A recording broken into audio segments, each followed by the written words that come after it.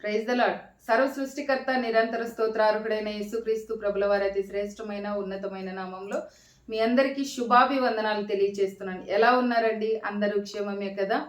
మరి నేటి దిన వాక్య భాగము కొలస్సీలకు రాసిన పత్రిక 2వ అధ్యాయము 15వ వచనం. మనకు విరోధముగా ఉన్న రుణపత్రాన్ని ఆయన మేకులతో సిలువకు కొట్టాడు. మరి దాని మీద ఉన్న చేవ్రాతని తుడిచివేశాడు. మనకు అడ్డం లేకుండా ఎత్తివేశాడు. ప్రభువుతో మనల్ని జీవింపచేశాడు. హల్లెలూయా, హల్లెలూయా. నిజంగా సిలువ ఏమి చేస్తుంది? సిలువ 3 కార్యాలు జరిగిస్తుంది. మరి మనల్ని లోకము నుండి వేరు చేస్తుంది.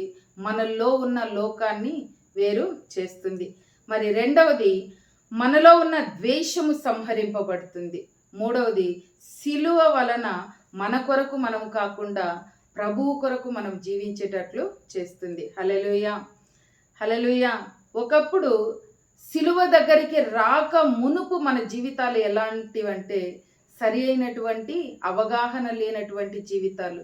మరి సరి అయిన బట్టలు లేవు, సరి అయిన ఆహారం లేదు, ఉండటానికి నివాసాలు లేవు, ఎన్నో శ్రమలు, అవమానాలు, నిందలు. మరి మరి ఎంతో మంది నిన్ను వద్దనుకున్నారు, మరి తృణీకరించారు. ఎన్నో తుఫానుల్లాంటి సమస్యలు, అనారోగ్యాలు, అప్పులు, నిందలు, కన్నీరు మరి మనల్ని కొట్టుకొని పోయేటట్లుగా చేయకుండా ఆ శ్రమల్లో దేవుడు మనతో కూడా ఉండి మనల్ని నిలవబెట్టాడు. హల్లెలూయా. ఒంటరినే అని ఎన్నోసార్లు ఫీల్ అయిపోయాం. నిజంగా నాతోనే ఎందుకు ఈ సిలువ మోయిస్తున్నాడు దేవుడు అని అనుకుంటున్నాం. కానీ ఆ సిలువ మోయిస్తూ మరి నువ్వు శ్రమల్లో కృంగిపోలేదు, కానీ నిన్ను ఒక మహిమలో దేవుడు నిలవబెట్టడానికే ఆ శ్రమల గుండా నిన్ను నడిపించాడు. ఆ శ్రమల్లో నువ్వు ఒంటరివి కాదు, కానీ నీతో దేవుడున్నాడు. హల్లెలూయా, హల్లెలూయా. నిజంగా నన్ను నడిపించాడు. ఈ నిందలు, అవమానాలు మరి ఎలా నేను భరించాలి అని అనుకున్నాను, కానీ నా ప్రతి అడుగులో దేవుడు నాతో ఉన్నాడు. ఎప్పుడైతే ఆ శ్రమల్లో నుండి బయటపడ్డానో, ఆ అనారోగ్యాల్లో నుంచి బయటపడ్డానో, ఆ ఒంటరితనంలో నుంచి బయటపడ్డానో, మరి అందరూ తృణీకరించబడిన వారి దగ్గర నుంచి నేను బయటపడ్డానో, నా దేవుడు నాతో ఉన్నాడని తెలుసుకున్నాను. హల్లెలూయా. ఎప్పుడైతే నా దేవుడు నన్ను వదల్లేదు, ఈ తుఫాను లాంటి సమస్యల్లో నన్ను మరణానికి అప్పగిలేదు అని నేను ఎప్పుడైతే తెలుసుకున్నానో, అప్పుడు నేను చెప్పగలుగుతాను ధైర్యంగా. ఏమనంటే, బ్రతికేద నీ కోసమే, చావైన లాభమే, యేసయ్యా యేసయ్యా యేసయ్యా యేసయ్యా యేసయ్యా నా యేసయ్యా.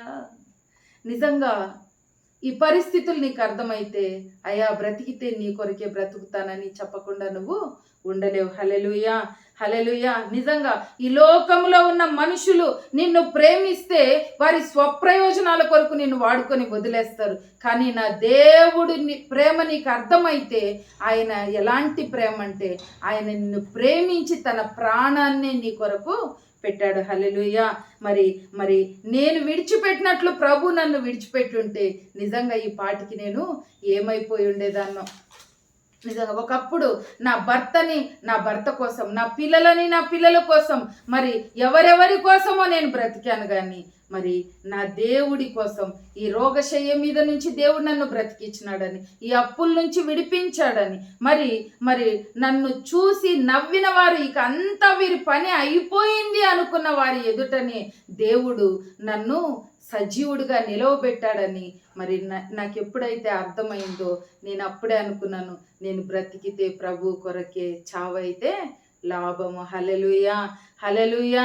మరి ఇక మీరు బ్రతకరు అన్నవారు, మరి వారి ఎదుట దేవుడు నన్ను సజీవులుగా నిలవబెట్టాడు. హల్లెలూయా. రోగాన్ని పెట్టాడు, కానీ నన్ను అందులో నాశనం అయిపోనీలేదు. హల్లెలూయా. ఇప్పుడు నా యేసు కోసం బ్రతికినట్లు 20 సంవత్సరాల క్రిందట నేను బ్రతుకుంటే నా రేంజ్ ఇంకొక లెవెల్లో ఉండేది. మరి ఈరోజు ఏమున్నా నా దేవుని కొరకు ధారాళంగా ఖర్చు పెట్టే కృపని దేవుడు నాకు అనుగ్రహించాడు. హల్లెలూయా. మరి బండిలో పెట్రోల్ లేకపోయినా ఆటోలో మరి దేవుని సన్నిధికి వెళ్ళిన రోజులు చాలా ఉన్నాయి. పేదరికం అనుభవించాం. దేవుడు ఆ పేదరికంలో మమ్మల్ని ఉంచేయలేదు.